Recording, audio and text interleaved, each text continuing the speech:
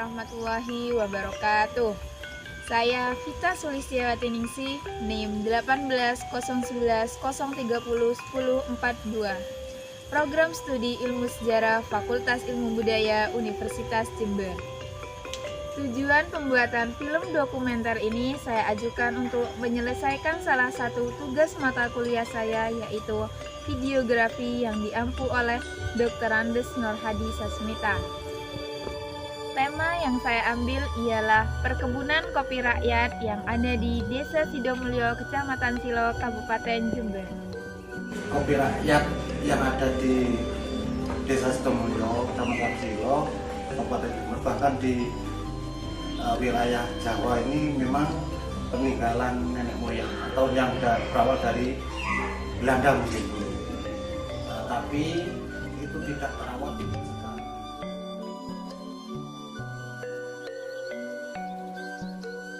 Sidomulyo, sebuah desa yang makmur di ujung timur Kabupaten Jember.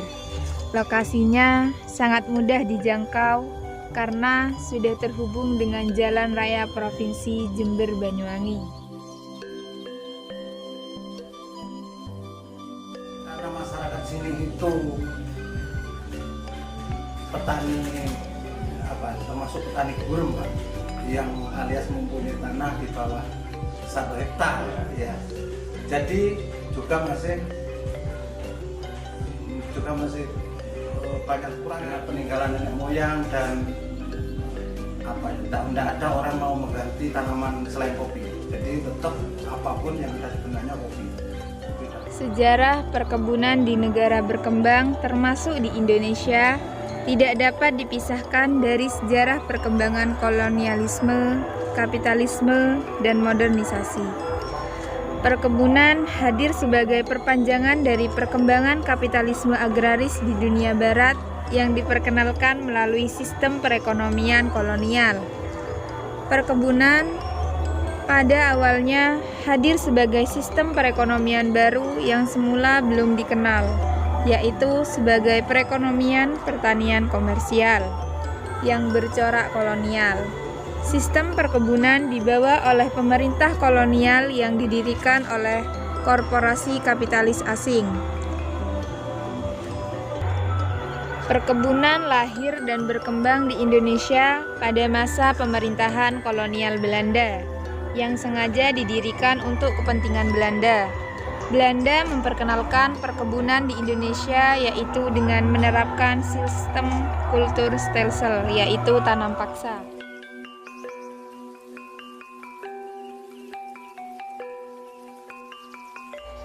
Desa Sidomulyo sekitar tahun 1967, masyarakatnya sudah mengenal tanaman kopi.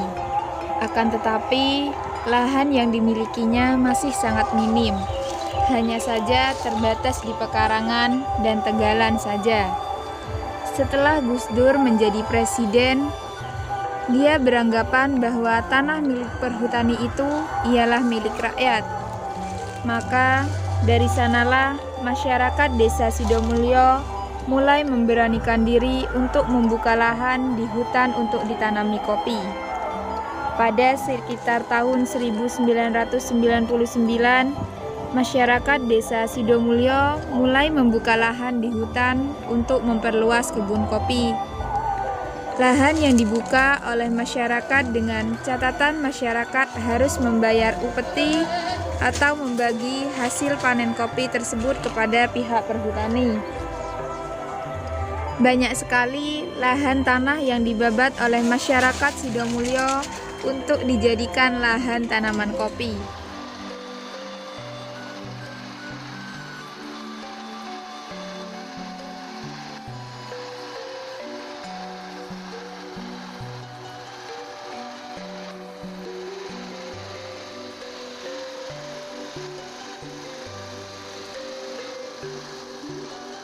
Pada tahun 2007, masyarakat Desa Sidomulyo yang terdiri atas 34 kelompok tani mendirikan koperasi yang diberi nama Buah Ketakasi.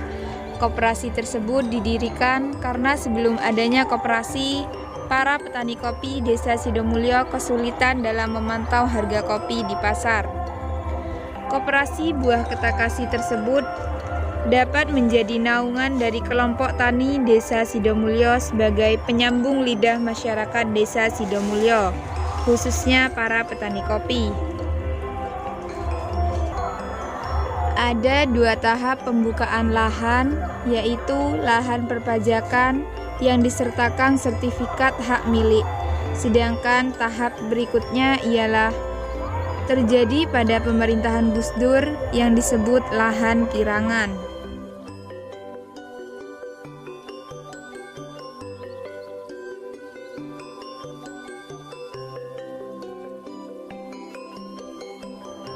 Lahan kirangan tidak seperti lahan milik warga pada pembukaan lahan pertama. Lahan yang dibuka oleh warga pada tahap kedua ini ialah warga membuka lahan hanya diberi hak untuk mengolah lahan tersebut. Dikarenakan lahan tersebut milik perhutani dan warga yang membuka lahan tersebut hanya diberi hak guna pakai dan wajib membayar pajak hasil dari tanaman yang ada di lahan tersebut.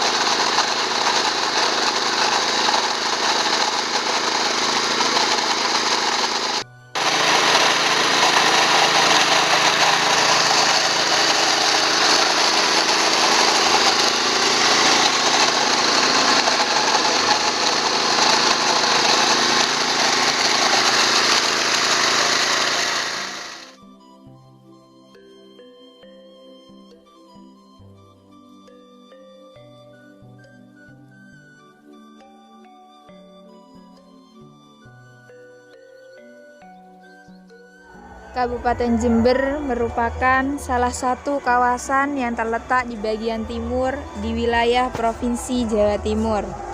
Kabupaten ini berbatasan dengan beberapa kabupaten lain, yaitu sebelah utara berbatasan dengan Kabupaten Bondowoso dan Kabupaten Probolinggo, yang merupakan bagian dari Pegunungan Ijen dengan puncak gunung Argopuro.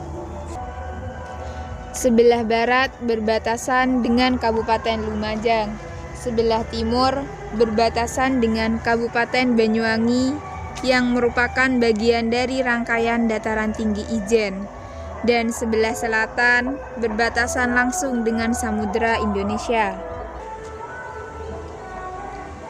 Kabupaten Jember secara geografis terletak pada posisi antara 113 derajat hingga 114 derajat bujur timur dan antara 8 derajat hingga 9 derajat lintang selatan, dengan bentuk dataran melengkung dan melandai dari bagian utara, timur, dan tenggara yang berbentuk pegunungan yang mengelilingi daerah Jember.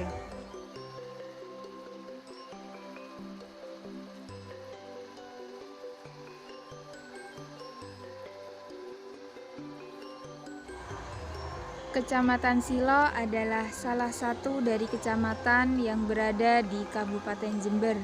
Secara geografis, kecamatan ini berada pada ketinggian 300 hingga 600 meter di atas permukaan laut, yang meliputi daerah bagian utara.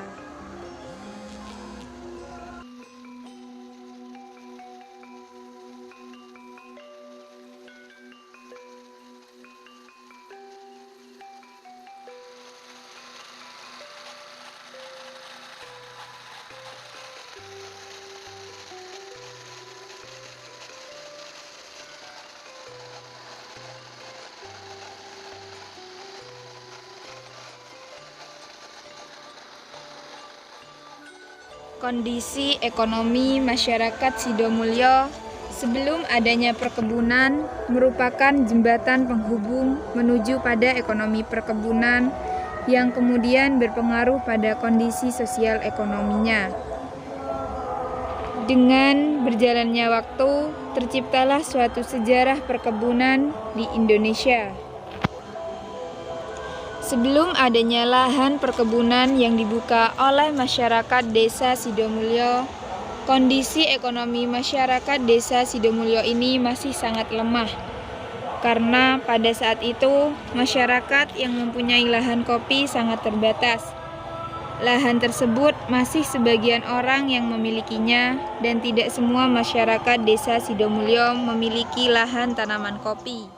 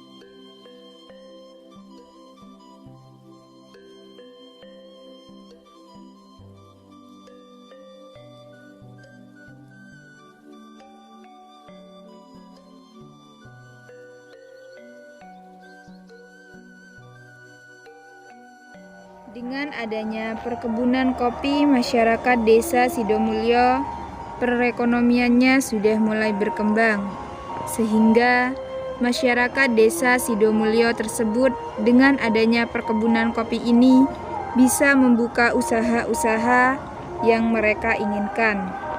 Banyak sekali perubahan yang dialami oleh masyarakat Desa Sidomulyo ini.